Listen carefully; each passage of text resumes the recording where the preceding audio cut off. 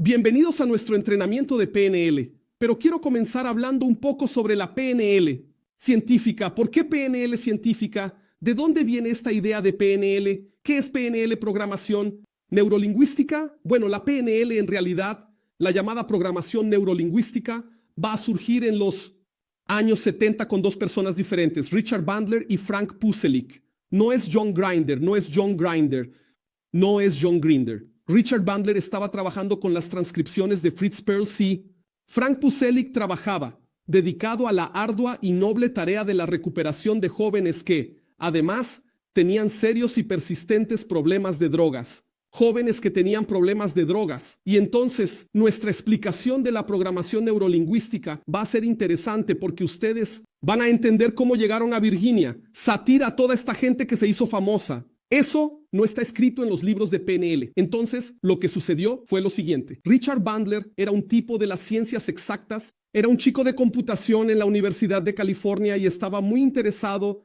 en psicología. Sin embargo, en la Universidad de California, en ese momento no había un curso de terapia Gestalt y la terapia Gestalt estaba comenzando a tener mucho auge entre los terapeutas. Allí estaban mucho más enfocados en la época en psicoanálisis. Un poquito de psicoanálisis, un poco de conductismo, y Richard Bandler estaba trabajando con material de Fritz Perls. Él, en realidad, era amigo de Robert Spitzer, el dueño de la editorial que iba a publicar el libro de Fritz Perls. Entonces Bandler tenía las anotaciones de los seminarios y las estaba transcribiendo para convertir un libro y él quería hacer un curso de terapia Gestalt. Pero ese curso no existía.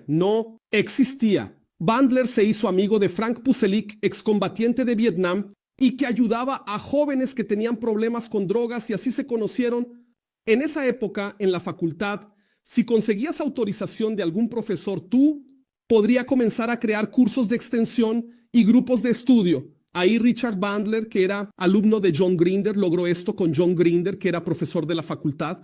Es curioso porque John Grinder es mucho mayor que Richard Bandler, pero si miras la foto de los dos, parece que John Grinder es más joven que Richard Bandler, debido a los abusos de la vida mundana de Richard Bandler. Entonces John Grinder era un coordinador del grupo de estudios, en realidad no era un coordinador, él era el tipo que firmaba para que existiera el curso de terapia Gestalt. Y ellos comenzaron a hacer este curso de terapia Gestalt, hecho por Richard Bandler y Frank Puselic, que estaba ayudando. John Grinder aún no tenía conexión con el grupo, él solo era el tipo que autorizaba el curso y a partir de ahí surgió un grupo de estudios llamado Grupo Meta. ¿Por qué se llamaba Meta? En ese grupo John Grinder y Frank Puselic estaban interesados en entender algo que hoy en la psicología estamos buscando entender en la llamada terapia basada en procesos. ¿Alguien ha oído hablar de la terapia basada en procesos? Es entender los principios que están detrás de todas las prácticas terapéuticas que funcionamos en lugar de preocuparnos por el conductismo, con el psicoanálisis. ¿Por qué la expresión emocional de la ¿puede funcionar el psicoanálisis? ¿Por qué volver en el tiempo puede funcionar? ¿Por qué este intercambio dialéctico puede funcionar? ¿Por qué hablar en grupos de autoayuda puede ayudar? Es decir, la terapia basada en procesos descubrir. Era algo que estaba orientando a la programación neurolingüística al principio y la idea era la siguiente. Espera, quiero descubrir esto usando una cosa llamada modelado. Algunos van a traducir como shaping. No me gusta el término shaping porque ya se utiliza en psicología para otras cosas. En psicología, shaping es aprender por aproximaciones sucesivas. Es decir, si quiero enseñar a un perro a bailar, lo voy a premiar, se ponga de pie, después se ponga de pie, solo voy a premiar cuando él dé una vuelta diferente después de estar de pie. Estas son aproximaciones sucesivas hasta surgir el comportamiento que queremos. Esto, en psicología, en español, se llama modelado y en inglés es shaping, que significa dar forma. Solo que lo que ellos usan aquí es modelado, que es modelamiento, o modelación, que es tomar a partir de un modelo. De hecho, creo que el término más usado en portugués no es modelamento, sino modelación. Pero en fin, van a empezar a surgir los presupuestos de la PNL. Aquí son: si alguien lo hace, cualquier persona puede hacerlo. En esa época ni siquiera existía el nombre PNL, todavía era el grupo Meta. Se llamaba Meta porque Meta significa arriba. Querían saber cuáles técnicas estaban por encima de cualquier técnica terapéutica. Como Richard Bandler ya estaba trabajando con los materiales de Fritz Perls, ellos crearon un grupo que era de terapia Gestalt. Es decir, inicialmente el grupo Meta era un grupo de terapia Gestalt y ellos comenzaron a querer saber lo siguiente. Ok, pero quiero entender mejor lo que está detrás de funcionamiento de la terapia Gestalt. Y ahí ocurrió algo interesante. Richard Bandler y Frank Puselic estaban obteniendo resultados en la clínica usando terapia Gestalt, mejores que los de los otros. Alumnos del grupo de estudios. Había otros alumnos en el grupo de estudios, es decir, Richard Bandler y Frank Puselic, internalizado algunos comportamientos que ellos no sabían cuáles eran, que eran inconscientes y estaban teniendo más éxito que los otros alumnos. Llamaron a John Grinder. Vamos a entender cuál es la estructura. ¿Da magia? ¿Cuál es la estructura que hay detrás de la magia? Y ahí estaban los tres, John Grinder, Richard Bandler y Frank Puselic. ¿Y qué pasó? Después de que aprendieron algunos elementos de la Fritz Perls que involucraban la expresión emocional, técnica del perdón en la silla, inclusive técnicas que la propia PNL no usa más. Recuerda que te dije que Robert Spitzer, dueño de la editora Science and Behavior Books, era amigo de Richard Bandler, quien contrató Richard Bandler para hacer las transcripciones de Fritz Perls. Este dueño de la editorial era el responsable por publicación de todos los libros de Virginia Satir. Él dijo: amigo, ya que estás buscando entender la magia detrás de los terapeutas, ¿por qué no vas tú y John Grinder allá en Virginia Satir? Ve lo que está haciendo. Y ahí comenzaron a modelar, es decir, aprender a partir del modelo a Virginia Satir.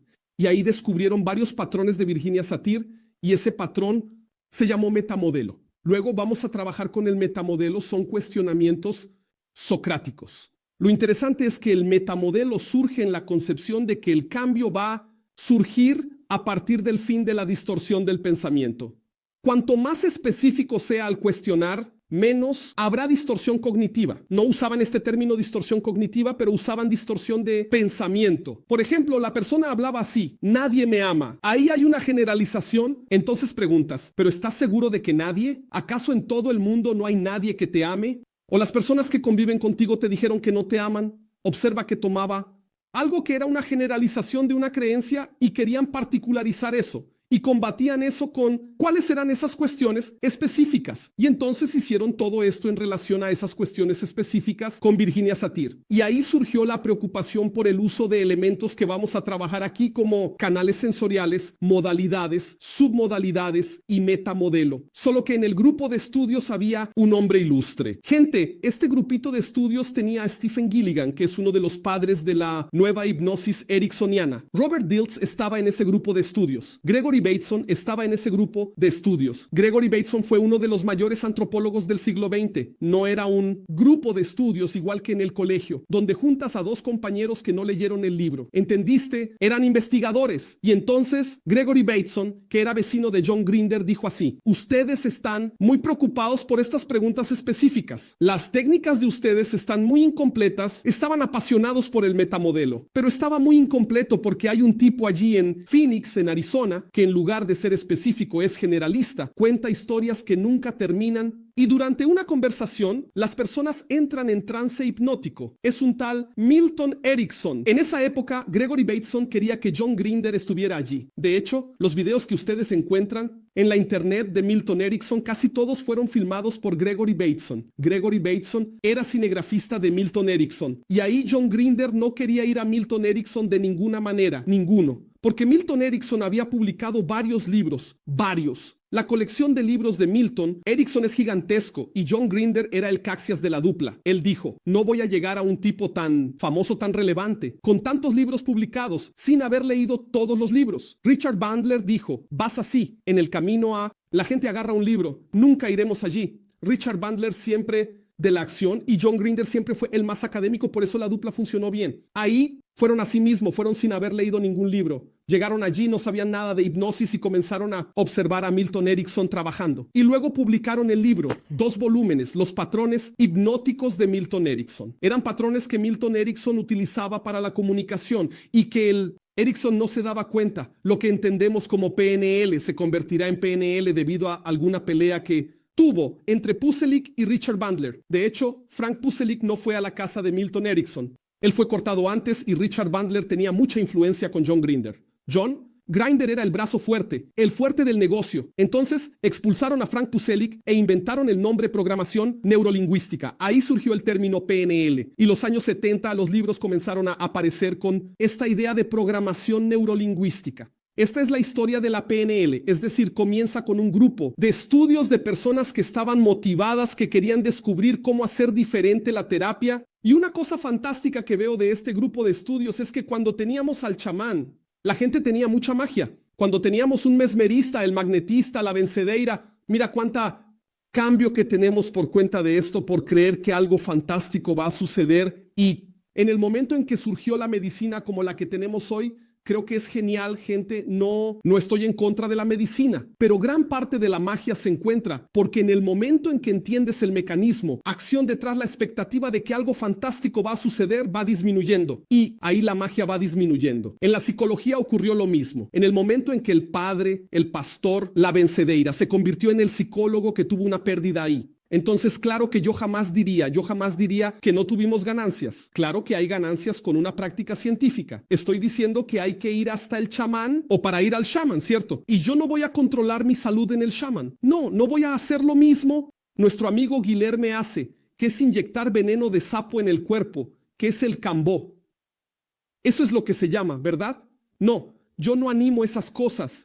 Pero hay una pérdida de magia ahí, hay una pérdida. Hoy lo que sucede es que ella está hablando aquí, se trata de que hoy en día tenemos mucha mezcla de lo místico con la hipnosis y con la programación neurolingüística. Sin duda, con certeza esta mezcla me desagrada. ¿Por qué me desagrada? Pero ¿por qué me desagrada? No estoy en contra de lo místico. Por ejemplo, me gusta la curandera, no tengo nada en contra. Ya hice un curso de magnetismo en el espiritismo. Si estás en un contexto religioso, ve al asesoramiento pastoral. O problema es que tomas estos elementos espiritualistas, místicos, puedes usar el término que quieras y llevarlo a una práctica mezcle todo con ciencia. Porque el cliente llega, no sabe, pero ¿qué es la ciencia? Esto genera mucha confusión y con la hipnosis sucede lo mismo. La hipnosis va a reprogramar tu célula. No, amigo, no hay evidencia de que la hipnosis haga eso. Ya hasta hay evidencia del efecto placebo, pero es otra cosa, no es exactamente eso lo que tiene esta gente. Dicho, ahora, al mismo tiempo, ¿por qué está surgiendo esta mezcla? Porque las personas necesitan la magia. Estoy hablando de que necesitamos la magia en el sentido no peyorativo del término. Las personas necesitan de esa expectativa de que algo increíble puede suceder hoy y ni siquiera tiene que ser esotérico para tener esa sensación de que algo increíble va a suceder hoy. No, a veces nosotros, por ejemplo, tenemos eso con un psiquiatra. La persona ya ha tenido una pésima experiencia con varios psiquiatras por ahí. Pero hubo uno con el que te conectaste, que cambió la medicación. Amigo, ahora todo será diferente. Esto hace falta para el ser humano. Esa idea de que algo increíble va a suceder. Ahí como la ciencia va cada vez más insípida en términos de práctica, porque la psicología, gente, es muy diferente de medicina. Mi paciente quiere algo mágico, él quiere algo mágico, él quiere algo diferente, quiere algo... Mira, yo incluso estoy a favor de que una persona tenga varias ocupaciones.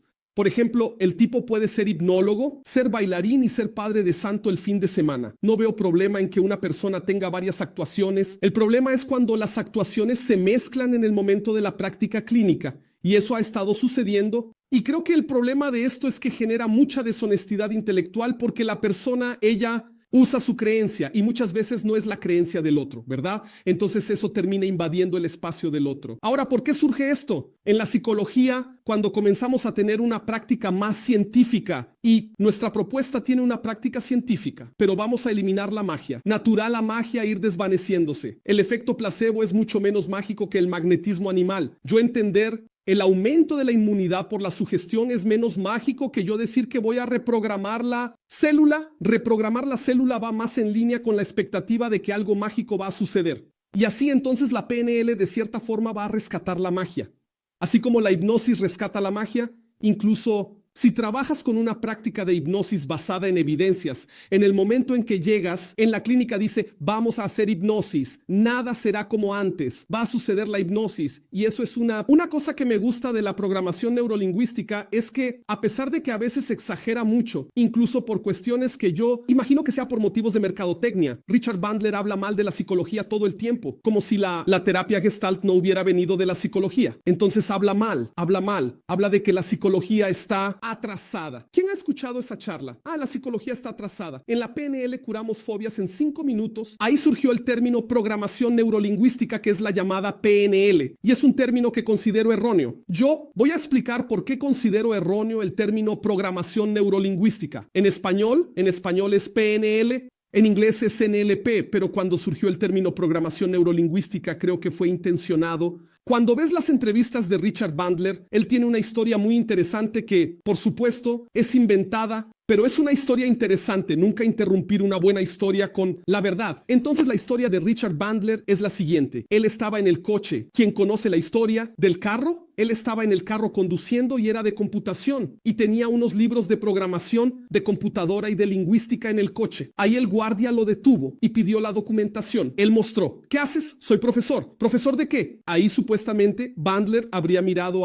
detrás del carro, vio los libros de programación, vio los libros de lingüística. Yo soy profesor de programación neurolingüística. La historia es interesante, ¿no? Es inventada de Dios, ¿verdad? Pero en fin, esa es la historia que cuenta Richard Bandler. Ahora voy a hablar cuál es mi versión, qué es lo que sucede. El campo de la neurolingüística ya existía. La neurolingüística es un campo especial de lingüística que va a estudiar la adquisición del lenguaje, trastornos del habla y su relación con el cerebro. Tal vez ya hayas oído hablar, por ejemplo, del área de Broca, del área de Wernicke, áreas del cerebro relacionadas con el lenguaje. Cuando la persona tiene tipos de afasias que son estos, trastornos del lenguaje, ella, por ejemplo, cuando tiene un problema en el área de Broca, se queda repitiendo la misma palabra a tiempo. Había un tipo que se hizo famoso y su nombre era Tanel, decía tan, solo que él hablaba con la expresión de tan, tipo tan, o sea, él hablaba tanta como una intención y personas que tenían afasia de Wernicke hablaban con fluidez, solo que palabras aleatorias, canguro, cerca, cámara, entonces aire acondicionado y hablaban cosas totalmente sin sentido de forma fluida. Y ahí se descubrieron en el campo de la neurolingüística los daños cerebrales relacionados con el lenguaje. El campo de la neurolingüística existía y no tiene nada que ver con eso. Existía el campo de la neurolingüística. Ahora es científico, académico y no lo es. Solo que hay otro elemento extra ahí que es la PNL. En inglés, NLP significa programación neurolingüística, sigla de algo que es procesamiento del lenguaje natural. ¿Qué es el procesamiento del lenguaje natural? Es un estudio de la inteligencia artificial, de cómo puedo hacer una interacción del ser humano con la máquina, de una forma naturalmente humana. Alexa, por ejemplo. Ahora, una cosa interesante es que tenemos esta cosa enorme hoy con procesamiento del lenguaje natural con Alexa, pero el término no es de hoy. El término es muy antiguo. Richard Bandler era de la programación, años 70, pero este negocio ya estaba en auge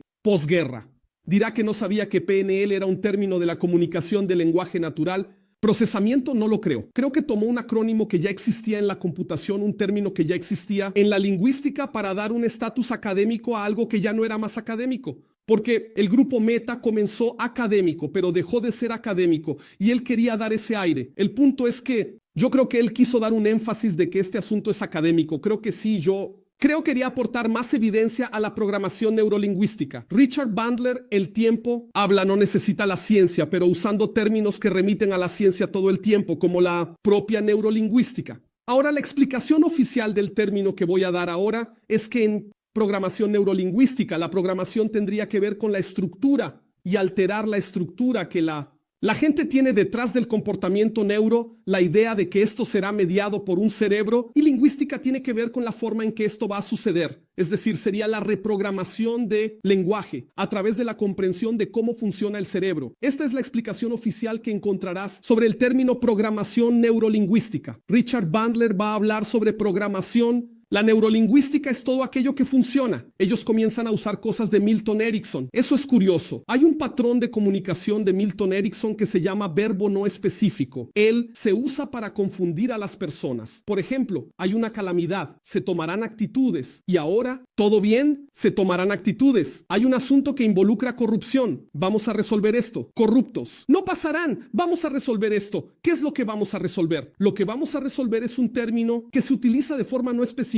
¿Quieres una que tanto el novio como la novia usan? No, estoy diciendo que nadie aquí en la sala lo usa. Nunca lo han usado. Voy a cambiar. De hecho, lo que sucede es que tenemos múltiples significados. Cuando tenemos múltiples significados, paralizas al otro. Tú habla así. Voy a resolver esto. Y luego uso el metamodelo. Específicamente voy a resolver haciendo ¿qué? ¿Cierto? Entonces, en el momento en que se habla así, PNL es usar lo que funciona. ¿Qué significa eso, amigo? Richard Bandler dice esto, la PNL es usar lo que funciona. Y las técnicas de la PNL me agradan mucho por algunos motivos. Primero, porque son técnicas que son esencialmente lúdicas. Toda técnica de la PNL, con excepción del Sleight of Mouth y el metamodelo, que son técnicas de preguntas poderosas y cuestionamientos sobre criterios. Las técnicas de la programación neurolingüística son muy imaginativas. Imagina que estás en el cine y allí en la pantalla del cine sucede X, Y, Z. Hay algo lúdico que recupera la idea de que algo genial va a suceder. Cara, no es algo normal, no es una sesión normal de terapia en la que estoy contando de mi vida. Algo fantástico va a suceder y vamos a poder usar estas técnicas con nosotros aquí. Entender más sobre esas técnicas con nosotros. Y ahí el primer elemento que fue estudiado en el grupo Meta. Robert Dilts es el genio de la PNL en mi concepción. Y Robert Dilts estaba en ese grupo de estudios. Él en una de las clases inclusive en el curso Sleight of Mouth de Robert Dilts, él tiene un curso de Sleight of Mouth. Él cuenta que una cosa es que el grupo Meta comenzó a desarrollar fue el metamodelo, y en el metamodelo cosas se estaba complicando. Cuando hablemos del metamodelo, entenderás por qué las cosas se complican. El metamodelo es el manual de cómo pelear con un colega. Es básicamente eso. Es muy bueno para la terapia, pero puede ser el manual de pelear con el otro. Y entonces, ¿qué pasó? Comenzaron a haber peleas involucrando a los alumnos. Fue ahí donde la PNL comenzó a preocuparse por el rapport. ¿Cómo conectarse con el otro? ¿Por qué conectarse con el otro? Y ahí es interesante que a partir de ese momento, en todo el entrenamiento de programación neurolingüística, la primera cosa que existe a ser dicho es sobre rapport. Es por eso. Y hoy vamos a hablar sobre rapport, cómo se conectar con otro, lo que la neurociencia sabe sobre rapport, cómo conectarse con el otro, en fin. Y así que hablaremos sobre el mito del carisma y hablaremos de la psicología humanista.